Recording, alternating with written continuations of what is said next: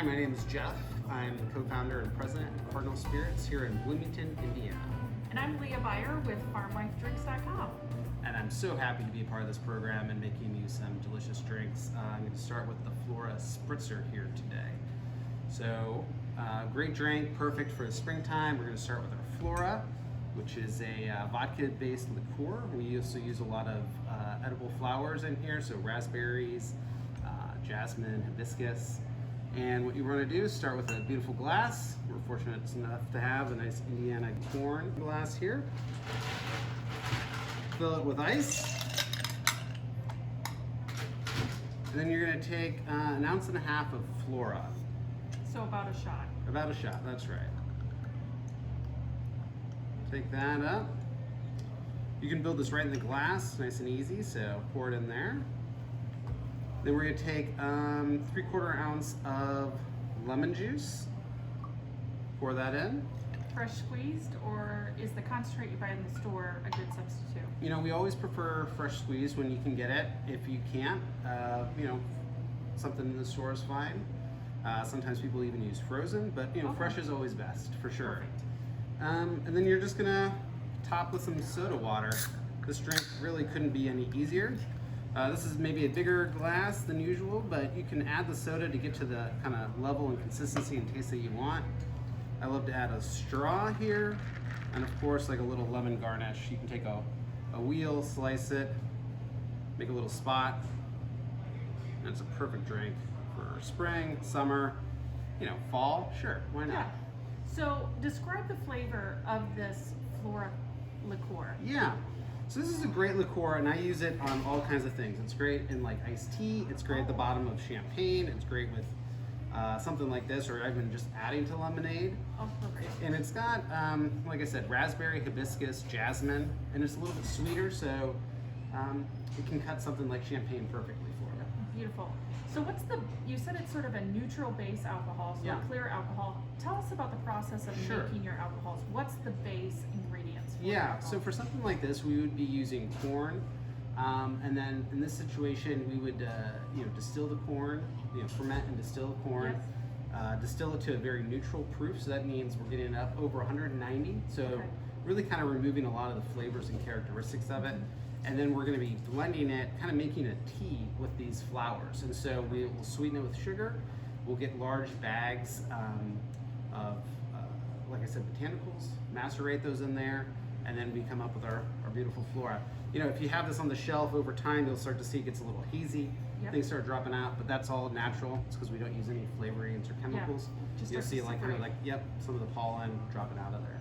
Perfect. So when you source your corn, you're an Indiana company. Where are you going to source corn for your base? We've used a number of producers. We're in our 6th year. We've used producers very locally, some in our county, some over in Columbus, Indiana.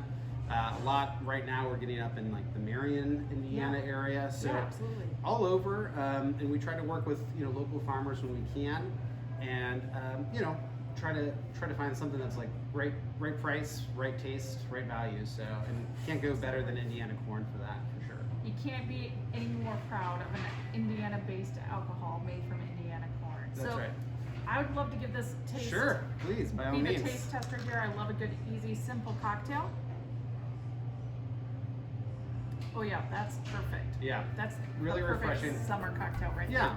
It's low ABV, so you can have a few of them, perfect after like in the yard gardening or when you get home from work. It's a great drink.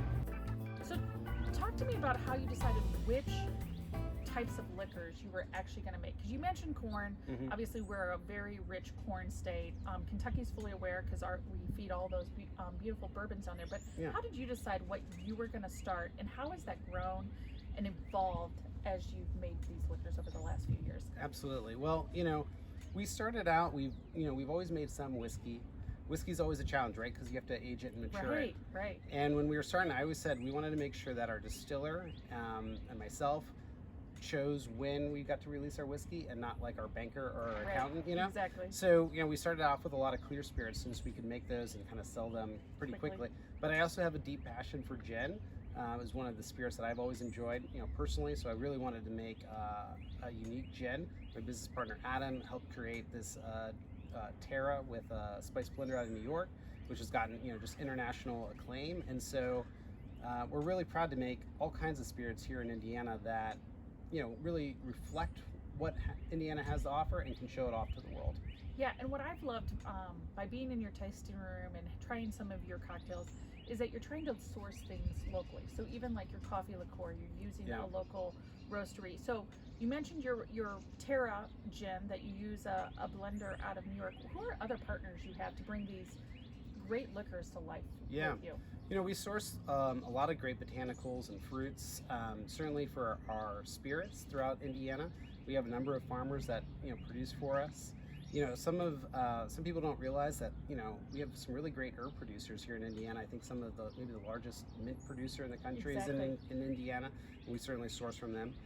Also in our tasting room and in our kitchen, we have farmers that have been growing for us for our dishes regularly. We just went through a meeting where they're planning out the season and what vegetables that we would need, and we've even had bees on our roof where we get local honey from. We also get a lot of honey from the Fort Wayne area. So we get things from all over the state because it's such a great state for ag. Yeah, absolutely. Well, we want to thank you once again for having us out here. We want to thank you for supporting our Indiana corn growers, of course, who are the base of these really tasty liqueurs and hence cocktails. And want to encourage everyone, if you're looking for a great adventure, come down to Bloomington and experience Cardinal Spirits. We'd love to have you. Yeah, great tastings, tours, come in, grab some food, drinks, whatever you want. So we'd love to have you. Thank you so much, Jeff. Thank you. Cheers.